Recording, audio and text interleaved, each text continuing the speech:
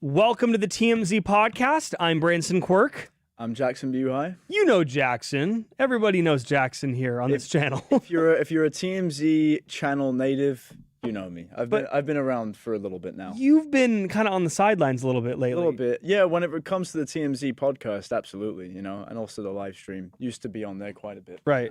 You're so busy though. Now I'm just locked in on YouTube, man. Making content for these guys. Yeah, you don't spare any minutes. You're always looking to get more engagement. Every second of every day, it's something. I'm doing something. So right. Yeah. Well, welcome. This is the TMZ podcast afternoon edition, where in the morning, if you're unsure and you haven't seen this before, in the morning we break our biggest news stories of the morning on the TMZ podcast. Nothing has changed there, but now we do this new update where we take what's happened during the day, because a lot breaks after 7:30 in the morning here, Pacific time. A lot happens, and unfortunately, we're here with this news. This Savannah Guthrie story, Nancy Guthrie. Authorities are continuing to search for Nancy Guthrie. It's a very, very horrible situation, and I can't even imagine what she is going through. We are just 25 minutes out right now from the deadline. Yeah. Today's deadline of 5 p.m. Arizona time. So today, in the middle of the day, Savannah Guthrie, she posted a new video. Over the weekend, she posted a video with her siblings saying that we are ready to talk and that we will pay the ransom. And that's where she left things. But today, now with this deadline, she is essentially, and we put it on the art today, she said that they are in the hour of desperation. Yeah. Right now, leading up to this. There's a lot more questions than answers, obviously. We have the video. Let's play it. We believe our mom is still out there. We need your help.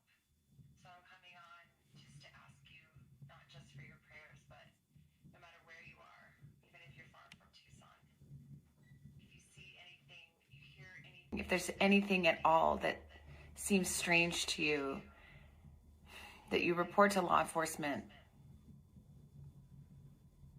We are at an hour of desperation, and we need your help. Wow. It's crazy to think about, right? Because we don't know what they've seen and how they've communicated with the person that could potentially be holding their mother captive. But what we do know is that there was a ransom letter sent. There was signs of struggle at the scene. There was blood on the front porch. That is Nancy's, they've confirmed. That is Nancy's. They've confirmed that there are items in the ransom note that, line up with items that were at the crime scene. And the person sending this letter is going, I know what was going on at the house. I know items that were at the house. Here is the proof. Right. And I want this amount of money or else, Guys, so sorry about this, but the first part of that sock got cut out. So can we just explain to the viewers what she was saying pretty much in that? No, yeah. So essentially, and this is what Harvey said today in an earlier video that you guys uploaded. It seems like she believes that her mom is alive right now. But the real big question here is did they pay the ransom over the weekend? We know that it's $6 million. And then there's going to be a serious consequence if they didn't pay the ransom, which is 20 minutes away from now. Yep. Now, she said that they have been working day and night. We know over the weekend as well that authorities were at not just Nancy's house, but also her daughter's, Annie's house. And Nancy's car was towed as well. They also looked in the septic tank outside of Nancy's home to see items out of the house as well. Brown bags of items. They had a silver briefcase that is used generally for forensic testing for digital items like computers and devices and everything. It seems like they're checking every box possible. But looking at all of this, the fact that they have said that they don't have any suspects, no possible person of interest right now, makes me think that whoever did this is a absolute professional. Yeah, absolutely. Or at least they planned it for a long time leading up to it. I mean, when you look at the second ransom note that was sent to a news station, in Arizona, they're using the same private server. It's a different IP address that they sent it through, but it's the same private server as the first ransom note. Right. You have to wonder, she seems adamant that her mom's still alive. She still believes it. Right. You have to question at this stage, what has she seen? Like in another video she posted, she addresses the sender head on and goes, "We understand." What was said in that note? The new note What from has over she, the the weekend. new note from over Right. the weekend? What has she seen? Which we have not received. Yeah, we've not We received. don't know what's in that note. And then there's two other key terms that people are focusing on. And it's when she said, we want to celebrate with her. Another being, we just want to be at peace. I don't know if that's the exact quote, but peace was the key word and celebrate. Yep. A lot of people ran to the rumor mill saying, you know, these key terms, and Harvey said it himself too today. It looks like she is addressing words that may have been mentioned in a new message over the weekend. Yeah. And I mean, when I hear the words like, and I'm not saying this is any type of fact, but it's like when I hear celebrate at peace, it almost sounds like somebody wants closure. Yeah. And we don't know anything. We don't know if she has been anything in that message that she passed away or anything like that. Yeah. There's been no information. But from this new message today, I was a bit taken back. Yeah. Because it seems like she believes that her mom is alive, Yeah. saying that the public needs to look around, saying that the public, if anything they see is suspicious, please let law enforcement know. I truly believe that this person is Tucson based. And Yeah. Harvey and Mark Garagos on Two Angry Men last week, they said the exact same thing. Why do you believe that? So this person, I mean, look at you made a video about it. They drew a radius around Yep. the area, right? Mm-hmm. There was a certain time frame in the original alleged ransom note Yep. that Nancy would be returned upon the payment. Mhm. Now, my question is, has there been a payment? Because we reported on this today, our exclusive, that the Bitcoin address currently sits empty right now. Yep. No activity. And you can look at activity on these things. You Yep. can look at transactions in the Yep. past.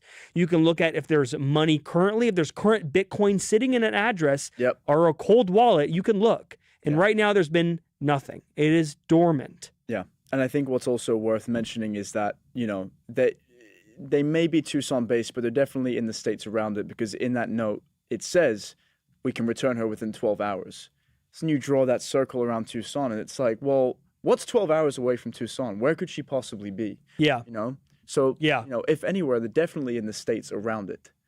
Right. Mm-hmm. Right. And you know, it's interesting because how could you take somebody and drive them Mm-hmm. far away? Mm-hmm. I feel like it would be somewhere close by Yeah. to get her out of sight quickly. Mhm. But the thing that concerns me the most is the blood inside and outside the home.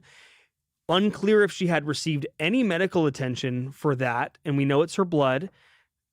I don't We know also how. she's frail. She's a frail elderly woman Right. that requires medication a lot, Right. you know, just to remain stable. So it's very worrying that there was blood confirmed to be hers on the porch.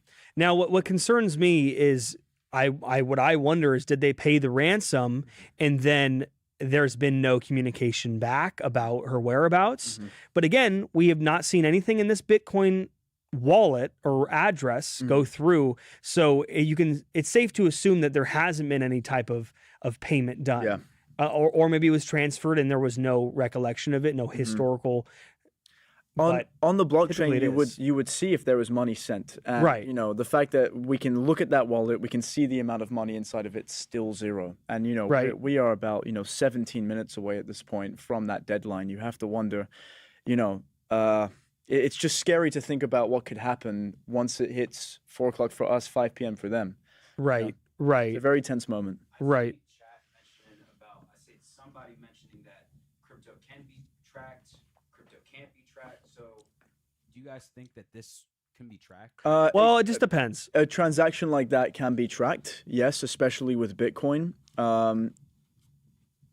I've seen it Yeah. because I'm experienced in crypto. I used to trade with friends and we would actually look at addresses to Yeah. see if transactions were made on the specific address. When somebody was acting shady with us, we would go look at what they've been doing, how they've been moving the Yep. money around. And it's very clear as day, at least on this type of blockchain that we were working on, you can see each transaction. Yep. I believe that if there was any type of transaction, then there definitely would be Yeah. news. And about you it. would see where that money is going afterwards as well. because- Another wallet. Yeah, exactly. It would go to wallet. another address. And they would probably mix it with other crypto. You know, the person that's doing this obviously has a plan and they know what they're doing.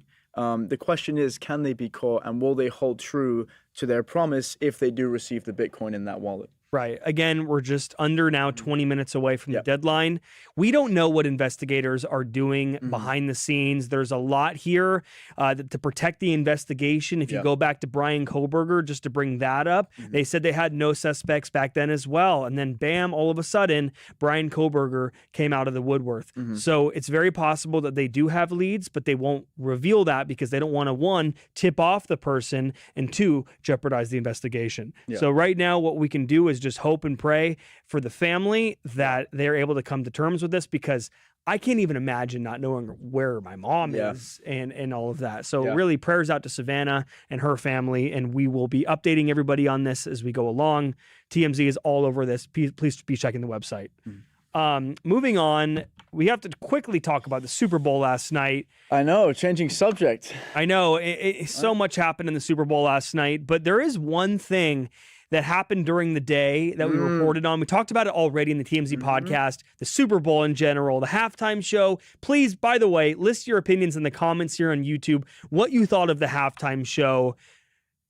Putting a poll up right now. If you liked it or not, please vote on that. But there's one person in the Super Bowl that got into a fight, Stephon Diggs, on the field. Not only did he get into a fight, but it seems like he may have lost his girlfriend Yeah. and baby mama. You know what? I think this is a classic case of weighing your problems against your partners, right? Oh, Or, okay. You know what I mean? Like, one of them had a really good Super Bowl halftime show, and one lost a Super Bowl. Right. And I think there's a possibility that, I don't watch football. I'm not really a football guy, but I did watch the Super Bowl, and you have to wonder after watching that game, what did Stephon Diggs really do? Did he play to Not the best of much. his ability? I bet on him. I don't know. Oh, you bet on him? I bet on him. I'm and sorry he to hear made me that. lose a pretty good parlay. I'm sorry about that. I'm Right. sorry your parlay didn't hit. But, if I was Stephon Diggs and I didn't really play to the best of my ability and I lost the Super Bowl, I'd go home in a pretty crappy mood, Which could have led to what we're about to say. Yeah, exactly. Fans are speculating that there's trouble between Cardi B and Stephon Diggs after the two have now unfollowed each other on Instagram. The unfollowing occurred shortly after Diggs and the Patriots lost the Super Bowl. Many fans first spotted the move, and TMZ quickly confirmed that the unfollowing is legitimate. It's unclear whether the unfollowing happened before or after the Super Bowl loss, but Jackson, there's a video. ESPN posted it on TikTok of them asking Cardi B, hey, quick message. I don't know if I'm saying this correctly, but quick message for Stephon Diggs before the game. And she kind of gave this, good luck, and walked away. We can't play the video because of rights, but she goes, good luck. If that is your boyfriend, Wow. your baby daddy on the field that you're excited about in the Super Bowl, you're there, Wow. good luck. So maybe this was an issue that was preceding his loss. Right. Wow. Right. Okay, that I didn't know that. Sounds That like there were sheds light some on issues before, and that's why he wasn't able to help me win my parlay. Because hey, let me tell you this: I had a gimme, 39 yards, just had to be above 39. The line was at 46 and above. So I thought, great, this is an easy one. So I made it a pretty big bet. Yeah. And I did none of that. Guy had 0 yards, 0 catches until the very end. I'll give him one thing: he got 37 yards at the very end, but. It seems like this guy was not in a happy mood. No. And the fact that they've unfollowed each other, celebrities know what they're doing. Yeah, exactly. It's what? It's very possible that Cardi B cost you that parlay. It's very possible that Cardi B just messed with his headspace going into the Super. You know what? She could have cost the Patriots the Super Bowl. We might even go as far as saying. Have you seen Cardi B in her element? Which one? Let's just leave that up for speculation. But Diggs losing Cardi B could definitely have an impact on a man. Oh yeah. I mean, look.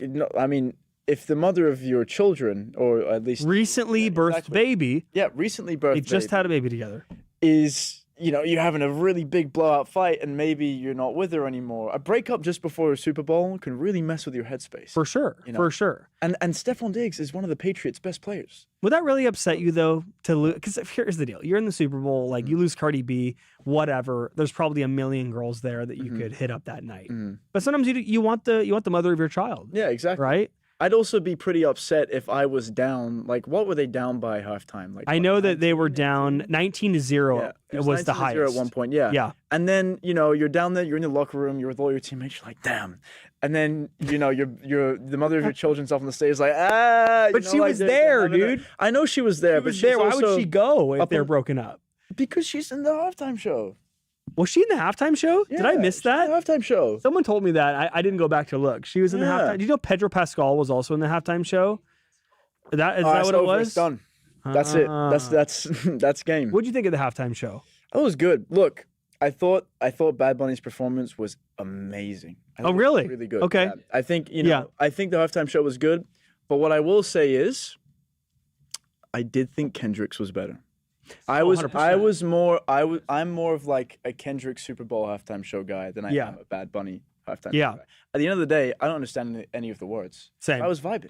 It's funny. I actually had a friend that speaks Spanish, and he said he couldn't even understand most of the words that Bad Bunny was saying. It was. I think that it was just, it is hip hop and the way he's saying it and everything. I like Bad Bunny. He loves wrestling. He was a WWE superstar for a while. He's a great wrestler, celebrity wrestler in the ring. So I love him as a person. For me, though, when it comes to a halftime show, I want familiarity. Yeah. I want songs I know. I want to be able to sing to the songs and enjoy it and everything. And then, but this one is different. Like, you can appreciate it and watch it and just appreciate the performance. And that's okay too. Well, this one was trying to send a message, right?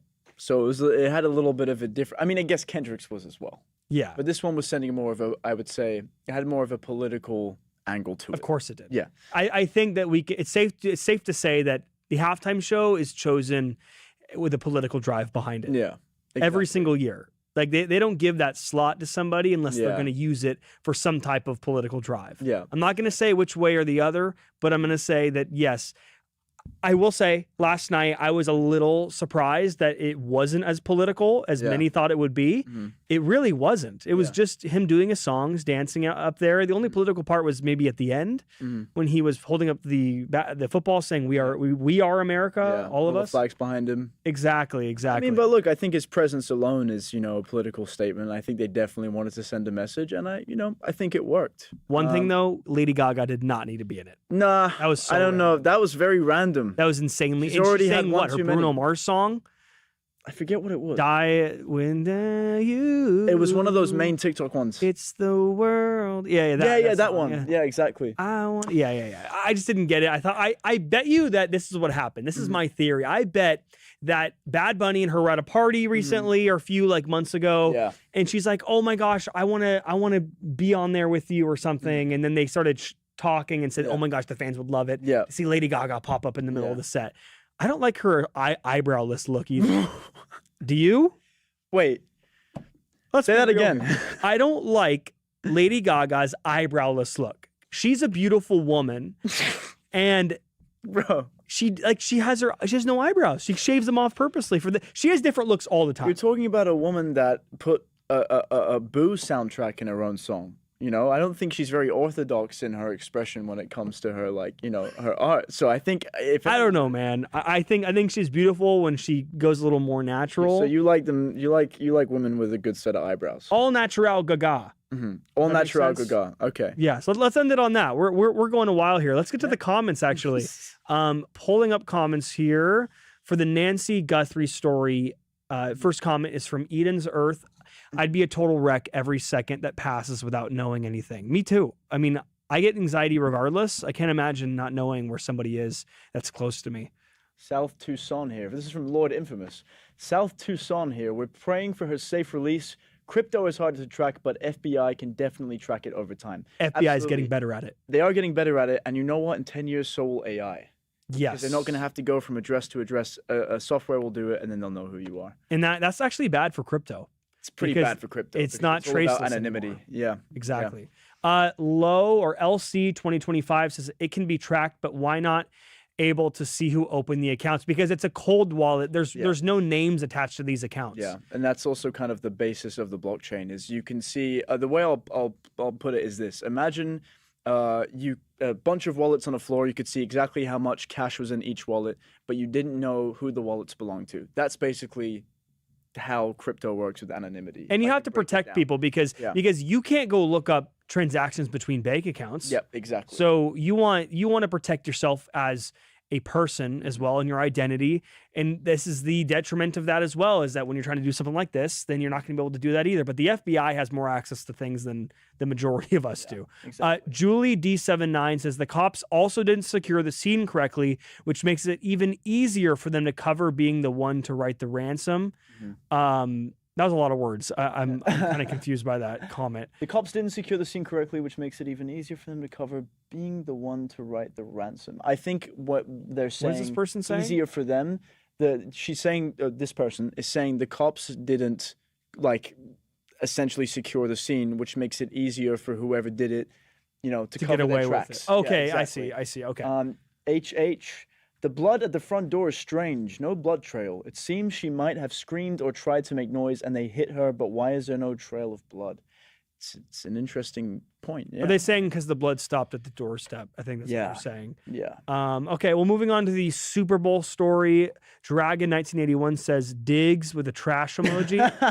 Yeah, honestly, like, dude, let me tell you this. Mac Hollins, if you watched the game last night, I was so worried about Mac Hollins the whole game. That dude needed just to go above 20, what was it? Passing yards, right? No, I'm talking about Mac Hollins. I needed him to get, 20 receiving yards. That dude at the very end got 67, and all I needed Diggs to do with my gimme was get above 39. Mac Hollins needed 20. He got 67. How many? No, let's not do that. 6-7. Midna K. I'm from Europe. I don't even know what the Super Bowl is. I just know it's where popular singers go to perform. You're this close. You're from Europe. Close. I am originally. Yeah. So you can speak to this. Yes. I didn't know what the Super Bowl was till I got here, which was a lifetime ago. It's a big deal. It's not even just a game. It's like a cultural moment. Yes. For America. It is. Like chicken wings. I ate so much food yesterday. Pizza, chicken wings. Potato skins. Think about it this way: it's like our Premier League like final match, but like bigger, and all of the country watches it. Hundreds of millions. Right, and you got the Olympics going on too right now. Yeah. So there's double to watch right now. Yep. We put a poll up: thoughts on Bad Bunny's Super Bowl halftime show. It was amazing. 46% didn't like it. 27%, and watched Kid Rock's halftime show. 27%.